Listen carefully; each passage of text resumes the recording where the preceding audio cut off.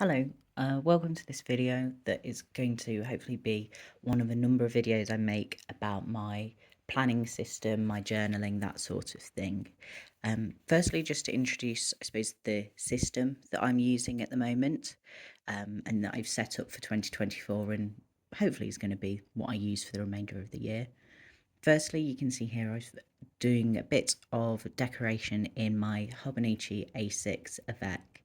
I do to-do lists in here. I monitor the sort of little habits that I should be keeping on top of every day. I do daily entries on these pages. I've got a calendar in there. I do mood tracking. So these are my main pages. These are what I have open every day. This is where most of my initial thoughts in the day sort of get put down. I do also have a little pocket moleskine that if I'm really out and about and it's literally a scribble that I use, you may see that later. I recorded this a couple of weeks ago, so I can't quite remember. Anyway, the other books that I use and you'll spot, I've got a Hon in the corner of the shot here with the cats on that I use specifically for health tracking.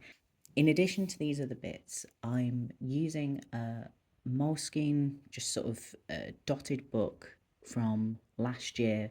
It was my commonplace last year, but I saw how Bronte was using her common planner and having a sort of weekly overview.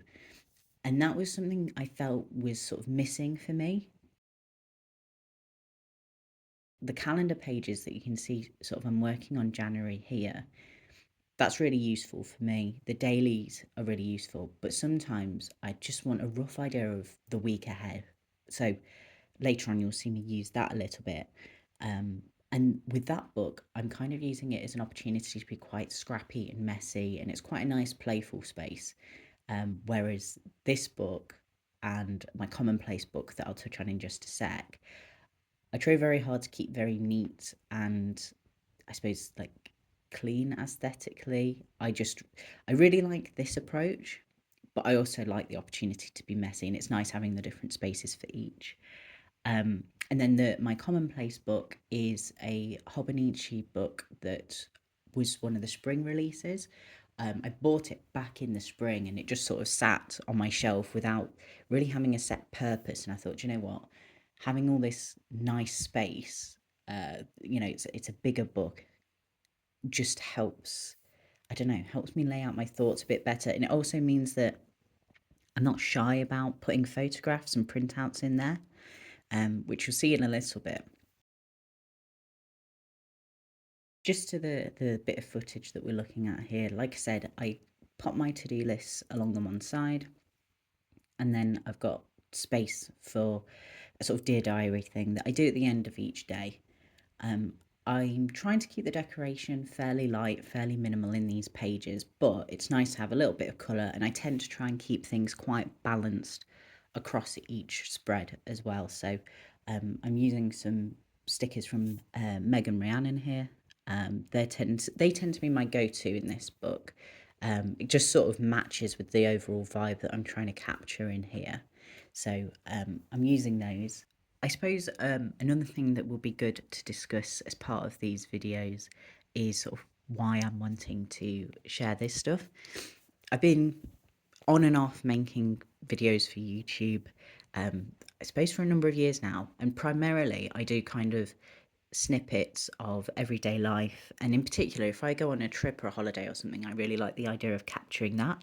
And for a long while, these were unlisted videos just for friends, just for myself and my own sort of reference. I often find that videos are a nicer way to capture things than photographs. You get more of a sense of the time and the place and what the weather's like and that sort of thing.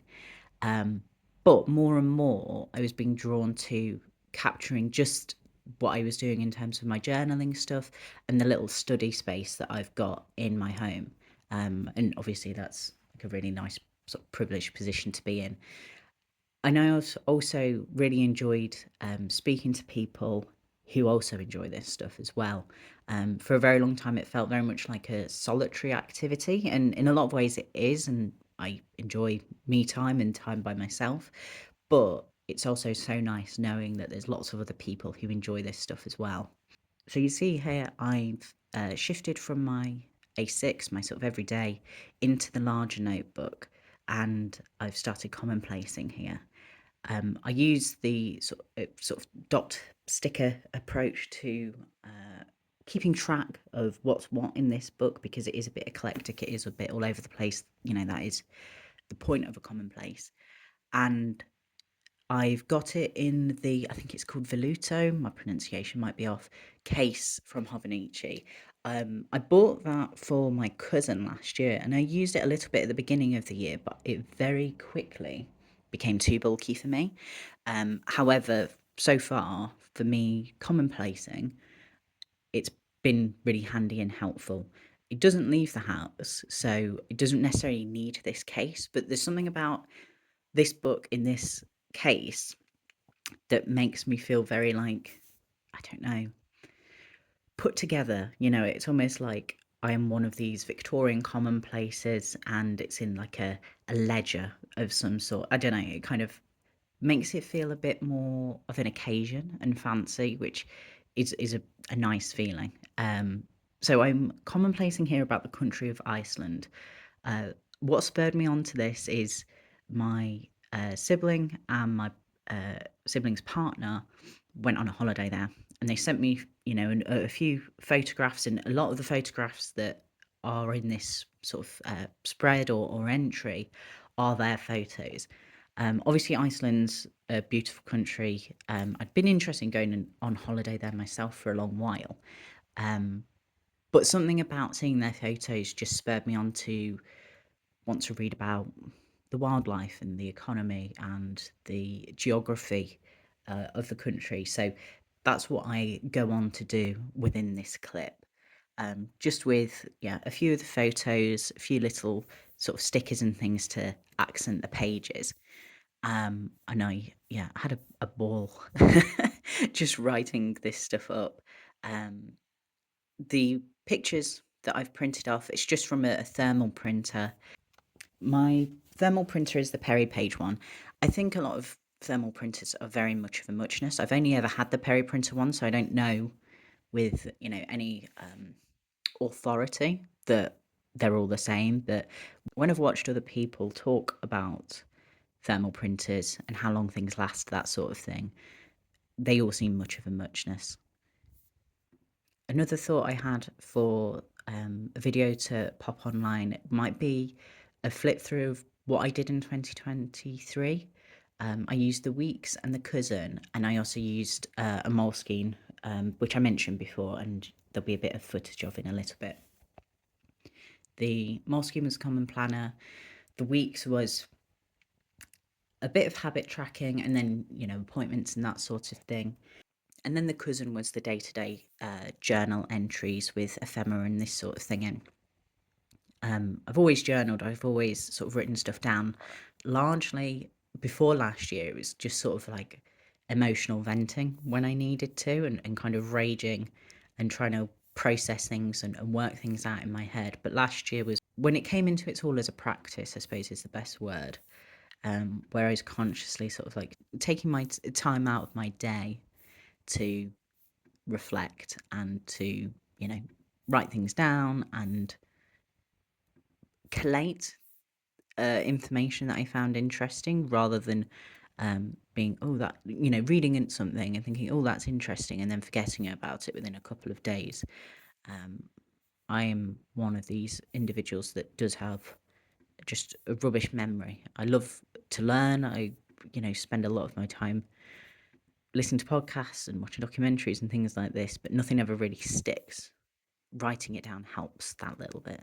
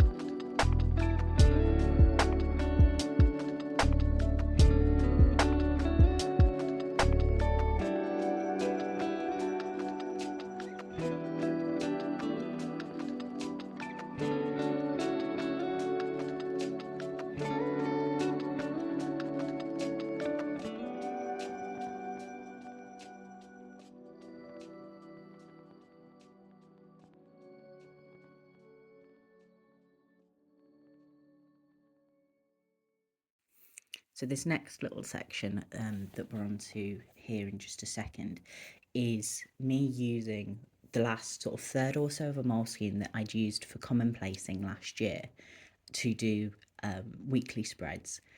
You can see I've got this tin of washi tape, so that's most of the collection, but I've got a couple that are stored elsewhere, just because they go a bit better with the colour scheme that I'm using my A6, whereas these are lots of different patterns, lots of different colours, and part of the reason I started doing these weekly spreads is last year I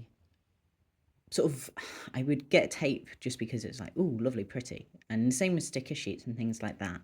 I don't want to be wasteful with that stuff, and I want to have fun and utilize them, even if they're not going in the A6 in the first instance. So it's a combination of, from a planning point of view and an organization point of view, I felt the need to have some sort of weekly spread. It's strange. When I used the cousin last year, I was a bit of a loss for what to do with the weekly spreads in there. And then suddenly when I didn't have them, I was like, oh, now I'm I'm kind of lost without them. It kind of got me thinking about next year, do I go back to a cousin? But I am really loving the size of the A6. So, you know, it's January. I don't need to get ahead of myself. And maybe this approach would work. You know, this moleskine that I'm using and that has the weekly spread in, that's not leaving the house, and I've not missed it out and about with me. The A6 is absolutely enough to take out and about with me day to day, but having the weekly spread is just nice to kind of have on my desk, just so I can think, right, okay, I've got to clean on that day and I've got to pack for this particular trip, whatever it might be. I'm just counting out the grid space here. So you can see I've opened it up and I've got margins pre-drawn in, because when I was using this as my commonplace, I'd draw in those margins a good way in advance, and that way when I was coming to write something up as a commonplace entry, I wasn't kind of faffing about setting the pages up. I was ready to just sit down and get on with it. So I'm counting out the grids and the space that I would need for each day of the week. And then I was very much sort of repeating here what Bronte's layout is in her common planner, where the bottom half is going to be a task list for the week and also media tracking for me on the right hand side. So Bronte has it as a section for her socials and what kind of videos, posts and stuff she wants to pop up. For me, I tracked media in the weeks last year. There's not really space for that in the A6 with just sort of how I've set it up. So I thought it'd be a nice place to do that. And I do tend to find that if I'm particularly into a program or a game or something, I'll be into it for maybe a few weeks and then move on to the next thing and to the next thing. And it kind of links. All these things have such overlaps in my head. Media and certain specific types of media are like big special interest thing for me. Some of my special interest stuff I track in my health log, but very much in a, I suppose, a bit more of a clinical way. Whereas here, if I've just got a list of, you know, the games and TV shows and whatever it is that I'm particularly interested in a week, I can very quickly flip through a number of pages to see, right, okay, I was obsessed with Assassin's Creed for January, February, March, and then I moved on to Animal Crossing or whatever it might be. I enjoy keeping track of that sort of stuff, but also as I'm sort of going through medical assessments and things like that, it's a good way for me to remember what those interests were and why at particular points, because I'm guaranteed if and when I get asked these sorts of questions, I will just completely draw a blank and struggle to actually articulate myself. So again, it kind of helps with the memory side of things. You can see I've spent absolutely ages counting out these rows, and partly it's because these particular moleskine pages, they didn't have like an even number of dots, which threw my brain. I'm not very good at maths.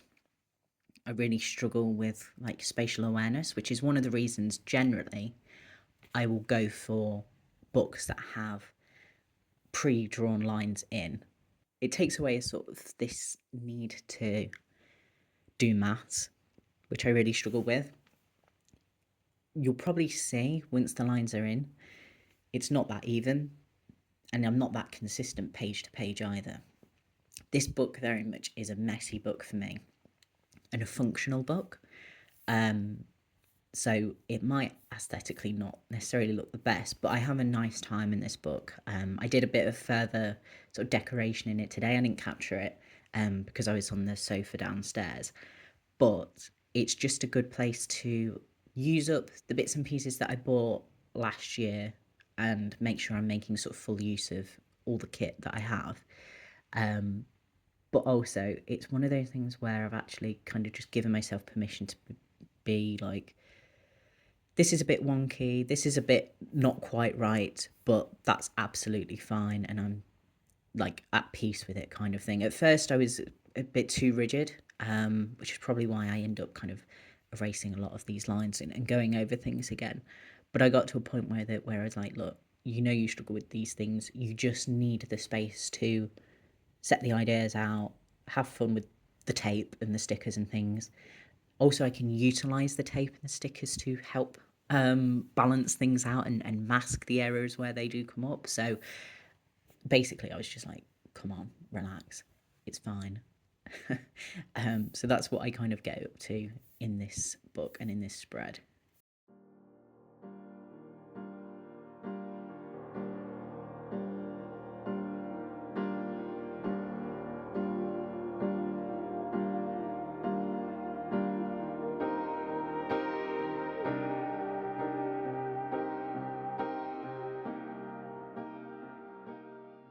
When I set this page up, I set it up for the week I was on, which is why I was able to put a number of media bits and pieces on there, because I was maybe towards the end of that week already or halfway through it, and I just used that as an example for myself as to how I wanted to use the page going into the next sort of page that I set up for myself. So I'd got the idea from, like I say, Bronte, and I was thinking, right, how's this exactly going to look? What would the end of the week look like? So it was kind of backfilling, but it was also the way for me to sort of plot and mirror what I then went on to do on the subsequent pages. Also, kind of an apology thing, but again, I know it's not, most people will not mind, but I'm conscious that my head pops into view a good few times. I got the sort of tripod for filming these bits and pieces. It was a gift actually from my partner for Christmas. I probably need to have it a bit closer to the desk and a bit further away from my head. I'm lucky to have my little study space, but it is a little bit close quarters. So it may look a little bit different in videos going forward. I will work on it. It's a bit of a balance I want to achieve. I don't want loads of the text like visible at all times because, you know, there's things like medical appointments in here and that sort of thing. But at the same time, if you're looking at someone's journaling and decoration, you kind of want to be able to see it. So I will try and achieve that balance in any future videos.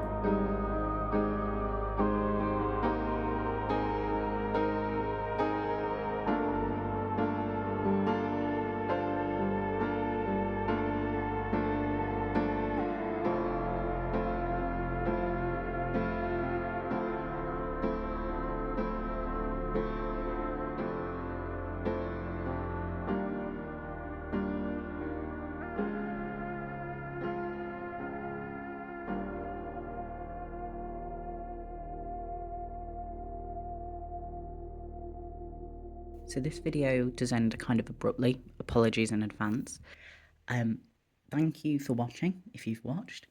I'm looking forward to making videos like this again. Everything feels a bit more like chill. When I was trying to film out and about, I'm already quite nervous as a person out and about anyway.